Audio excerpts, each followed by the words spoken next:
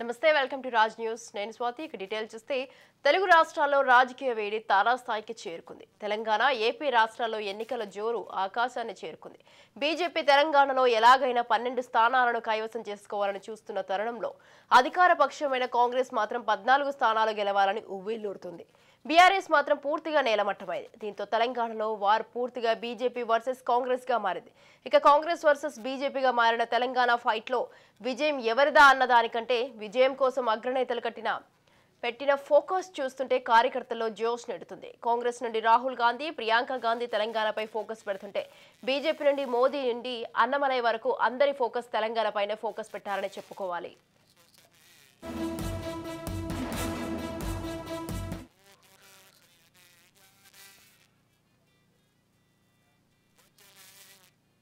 ఇక మరోవైపు ఏపీలో పరిస్థితులు భిన్నంగా ఉన్నాయని విశ్లేషకులు భావిస్తున్నారు. కూటమిలో భాగమైనటువంటి బీజేపీ, టీడీపీ, జనసేన ఎన్నికల ప్రచారంలో దూసుకుపోతున్నారు. మోదీ, అమిత్ షాతో పాటు అగ్రనేతలందరూ ఏపీలో ఎన్నికల ప్రచారంలో దూసుకుపోవడంతో ప్రస్తుతం అందరి దృష్టి కూటమి వైపే ఉందని చెప్పాలి. ఇక మరోవైపు జగన్ వన్ మ్యాన్ ఆర్మీగా దూసుకుపోతున్నారు. ప్రతి నియోజకవర్గాన్ని చుట్టిస్తూ మరోసారి అధికారాన్ని చేజిక్కించుకోవాలని ఏకైక లక్ష్యంతో ముందుకు సాగుతున్నారు. కానీ వైఎస్ కూతురు షర్మిల మాత్రం ఎన్నికల ప్రచారంలో పూర్తిగా ఉన్నారనే చెప్పాలి. దానికి కారణం కాంగ్రెస్ పై ఏపీలో ఉన్న వ్యతిరేక పవనాలే అన్నది అక్షర సత్యం.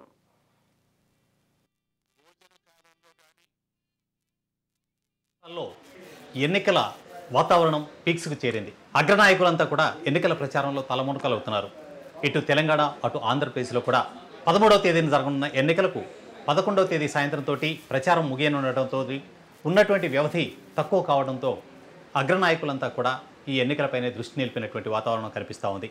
ప్రధానంగా పార్టీ అగ్రనేతలు ఇప్పటికే ఆంధ్రప్రదేశ్కు సంబంధించినంత వరకు వైసీపీకి స్టార్ క్యాంపైనర్గాను అలాగే ముఖ్యమంత్రి అభ్యర్థిగా కూడా తిరిగి తన అధికారాన్ని మళ్ళీ తనకు అధికారం కట్టబెట్టాలని ముఖ్యమంత్రిగా ఉన్నటువంటి జగన్మోహన్ రెడ్డి ప్రచారం చేస్తూ ఉన్నారు. వైసీపీ తరఫున ఆయన ఒక్కరే ప్రధాన స్టార్ క్యాంపైనర్గా ఉంటే ఆ పార్టీ ఒక కొత్త విధానంతో సామాన్యులే మా స్టార్ క్యాంపైనర్లు అనే పేరుతోటి ఒక రిజిస్ట్రేషన్ నమూనాని తయారు చేసి సామాన్యులనే ప్రచారాస్త్రాలుగా ప్రయోగించేటువంటి ప్రయత్నం చేస్తూ ఉంది.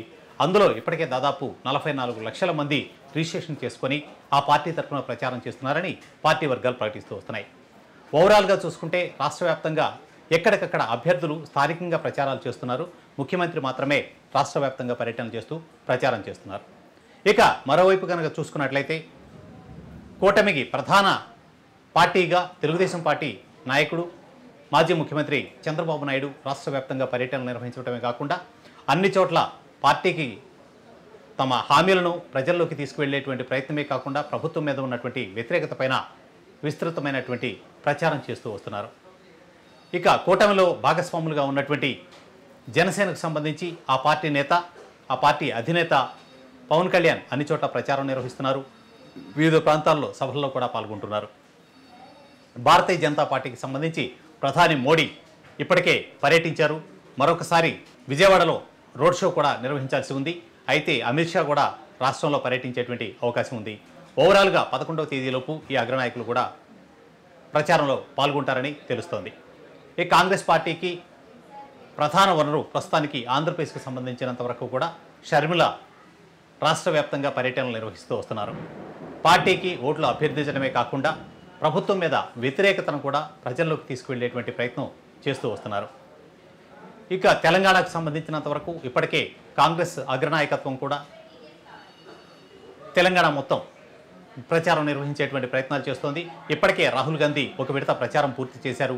ప్రియాంక గాంధీ కూడా ప్రచారం చేసేటువంటి అవకాశం ఉంది.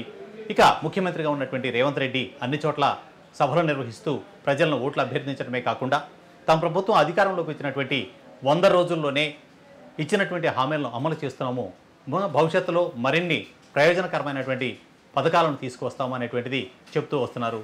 దాంతోపాటు రుణమాఫీకి సంబంధించినటువంటి ప్రచారాన్ని కూడా విస్తృతంగా చేస్తూ వస్తున్నారు.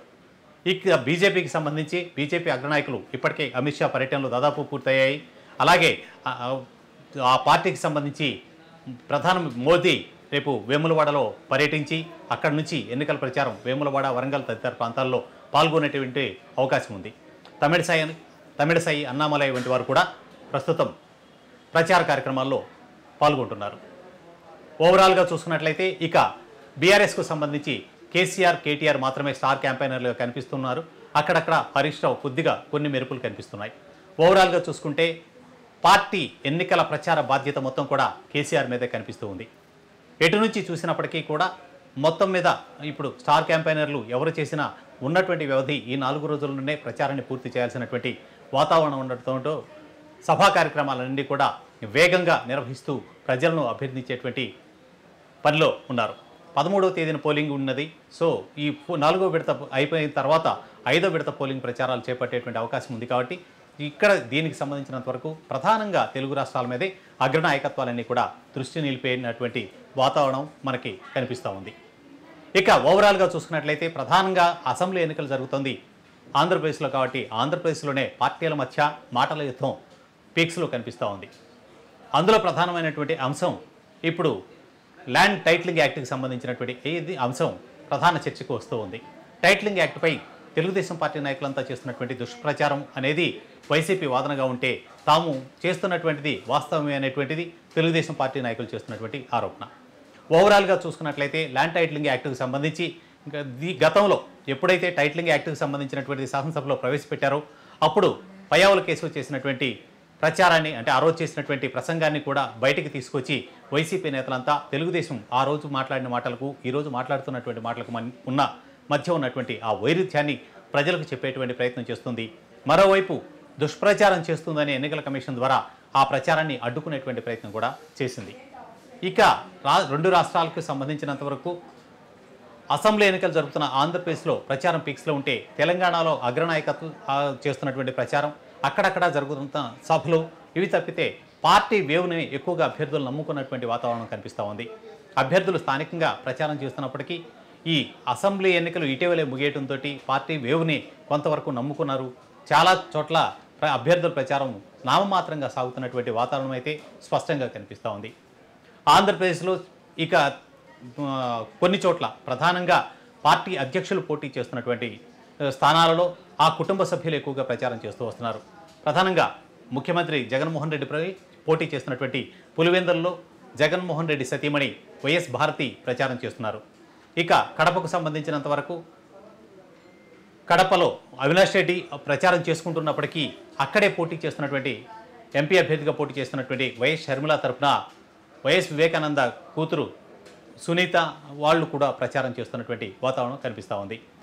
మరోవైపు చంద్రబాబు నాయుడు పోటీ చేస్తున్నటువంటి కుప్పం నియోజకవర్గంలో ఆ ప్రచారం ఆ కుటుంబ సభ్యులు పార్టీ లోకల్ లీడర్లకు ఎక్కువగా బాధ్యతలు అప్పగించారు. ఇక తెలుగుదేశం పార్టీలో నెంబర్ 2గా కొనసాగుతున్నటువంటి లోకేష్కు సంబంధించినంత వరకు ఎక్కువ భాగం ఈ ఎన్నికల ప్రచారం ఈ 4 రోజుల్లో అత్యధిక భాగం మంగళగిరికే పరిమితమైనటువంటి పరిస్థితి కనిపిస్తూ ఉంది. గతంలో ఇదే నియోజకవర్గం నుంచి పోటీ చేసి ఓటమి చెందినటువంటి కారణం కావచ్చు, ఈసారి ప్రతిష్టాత్మకంగా అక్కడ నుంచి శాసనసభలో అడుగు పెట్టాలన్నటువంటి ధ్యేయం కావచ్చు. ఓవరాల్గా చూసుకున్నట్లయితే ఎక్కువ భాగం అక్కడే ప్రచారం చేస్తూ కనిపిస్తున్నారు. ఆయన తరపున ఆయన సతీమణి బ్రాహ్మణి కూడా ప్రచారం చేస్తున్నటువంటి వాతావరణం ఖచ్చితంగా అక్కడ మంగళగిరిలో కనిపిస్తోంది.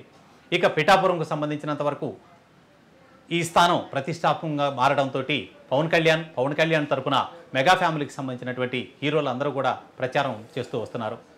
ఇక పవన్ కళ్యాణ్ సోదరుడు చిరంజీవి కూడా తన సోదరుడికి ఓటు వేయాలని పవన్ కళ్యాణ్ను గెలిపించాలని అభ్యర్థిస్తూ ఒక వీడియోని రిలీజ్ చేశారు. మరోవైపున వైసీపీ తరఫున అక్కడ ముద్రగడ పద్మనాభం అలాగే కాపు సామాజిక వర్గ నేతలందరూ కూడా కొంతవరకు ప్రయత్నాలు చేస్తున్నారు. స్థానికంగా పవన్ కళ్యాణ్ మీద పోటీ చేస్తున్నటువంటి వంగా గీత కూడా తీవ్రమైనటువంటి ప్రయత్నం చేస్తున్నారు. ఇక బీజేపీ తరఫున పోటీ చేస్తున్నటువంటి రాజమండ్రి స్థానంను ఎంపీ అభ్యర్థిగా పోటీ చేస్తున్నటువంటి పురంధేశ్వరి తాను కూడా అక్కడ తన నియోజకవర్గంలో అక్కడ పోటీ చేస్తున్నటువంటి అభ్యర్థులందరితోటి కలిసి ప్రచారానికి ఎక్కువ ప్రాధాన్యత ఇస్తూ వస్తున్నారు. ఓవరాల్గా చూసుకున్నట్లయితే ఇక జాతీయ నాయకులు కూడా ఈ 2 రాష్ట్రాల్లో ప్రచారానికి వ్యూహాలు సిద్ధం చేసుకున్నారు. ఈ 2-3 రోజుల్లో వీళ్ళ సభలు మొత్తం కూడా పూర్తయ్యేటువంటి అవకాశం ఉంది. ఓవరాల్గా 11వ తేదీ సాయంత్రానికి ఎన్నికల ప్రచారాలన్నీ కూడా ముగిసిపోతాయి. కాబట్టి ఈ లోపే ఈ సభలన్నీ కూడా పూర్తి అయ్యేటువంటి అవకాశం కనిపిస్తూ ఉంది.